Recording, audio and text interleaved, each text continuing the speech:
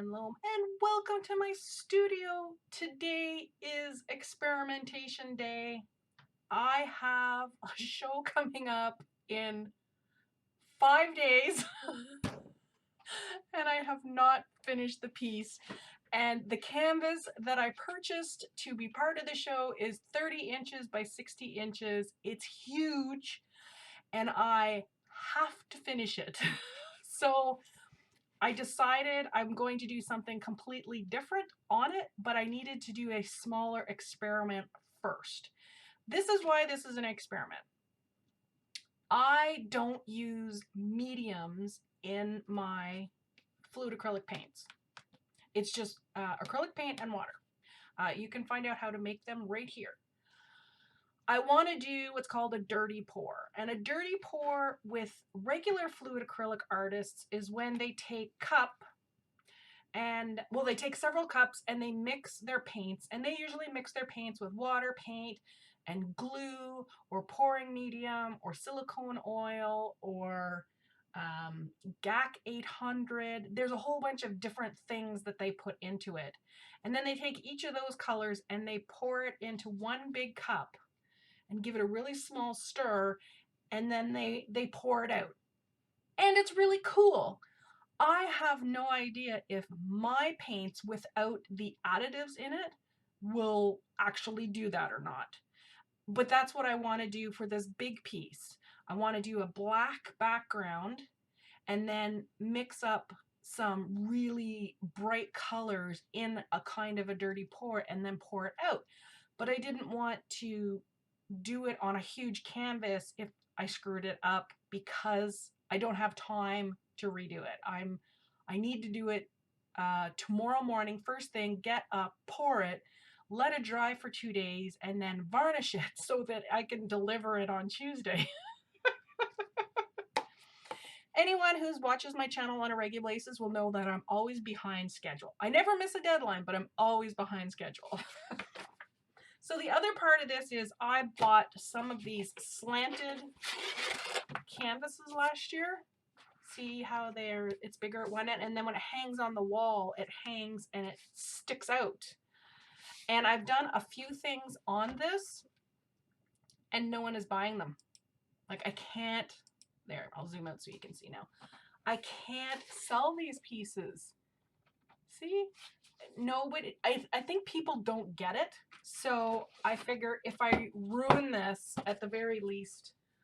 Oh, this is what it is here. So it's by Artist Loft. It was called a backstapled slant canvas. This one is 12 inches by 12 inches. They had a whole bunch of different ones. I thought they were really cool, so I picked up a bunch. I've done some stuff on them. Nobody's liked them. Which is really weird to me. The only thing you have to do with this is you have to let it dry up even, or else everything pours off the end. Oh, I usually use 2 of my lids, and that usually brings it, I'm gonna need 3 lids. There we go. Now it's level. So when I'm done the pour, it doesn't all, I did a beautiful flower one time, totally forgot about the slanted, and came back and the whole flower had. Okay, here we go. So my idea is that I'm going to cover this with black, not just a lubrication layer. I'm really going to do like a full pour on this so that it's the same thickness. And then I'm going to do a dirty pour with, again, this is just an experiment. So I've just taken some of my bright colors and some silver. I'm going to put it in here, give it like a really simple mix, and then I'm going to pour it, see what it looks like. What's the worst that can happen? The great thing is if this works the way I hope it works, the big 30 inch by 60 inch is going to look awesome. So for people who aren't Americans, 30 inches is 2.5 feet. So almost 1 meter wide by almost 2 meters tall. That is the size. All right, so I want a really quite thick black layer. So I'm actually using my paint out of my bottle. I'm not using my background paint because I want this is going to show.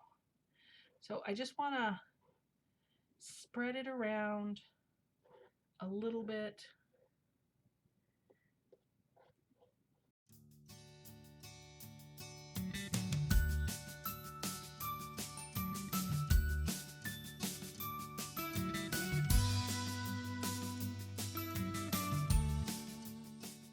Okay. Oh, you can't see the top of that. There we go. There. I should have zoomed that out a little bit more. Sorry about that. Oh, I got black in my thing. Okay, clean cup. So what I want to do is I will just want to pour these other colors in here gently.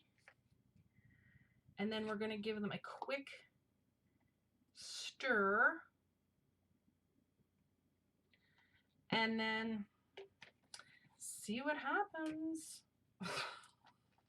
I am hoping that this dirty pour technique without additives works for me, because I'd really like my students who don't like to use mediums but want to start getting some of the effects that the artists who use mediums get, that they'll be able to, you know, pull that off. I think that would be really cool. I really hope that this works. So again, these are just my regular fluid acrylics. I haven't added any mediums, no glue, no nothing. Just straight right out of my squeeze bottles. So these paints are usually made 50% paint to 50% water by weight. So I'm just going to put in some silver so it sparkles. Okay.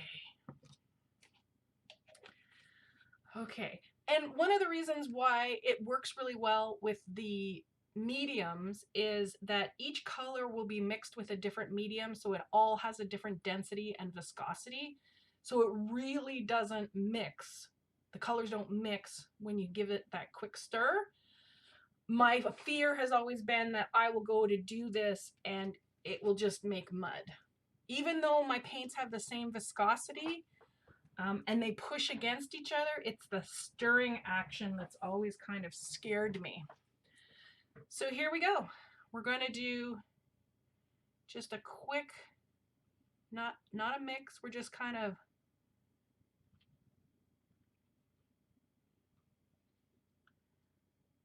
okay, let's see what happens. All right, here we go.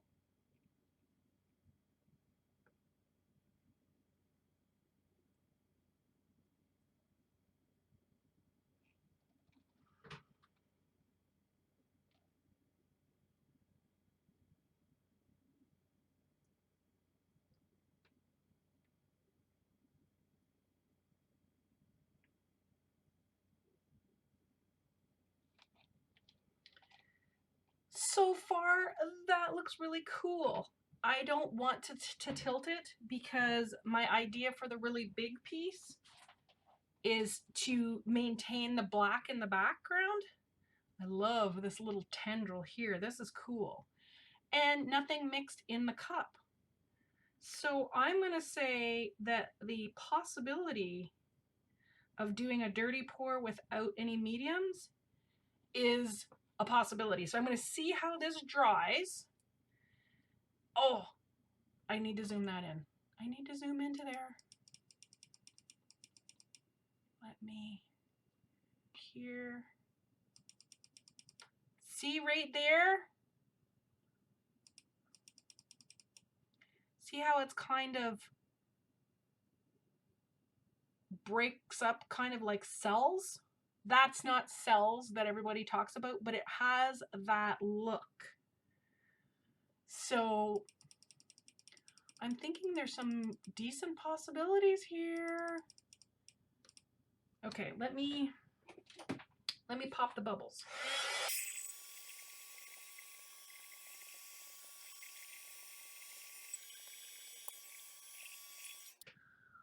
Okay, I think this has been very successful. It mixed a little bit, especially the yellows. The yellows are notorious for mixing just because of their transparent nature, but I just love this. Now, the one thing I have learned is I have to give it a little bit more of a mix because all the silver ended up here and all the yellow ended up here.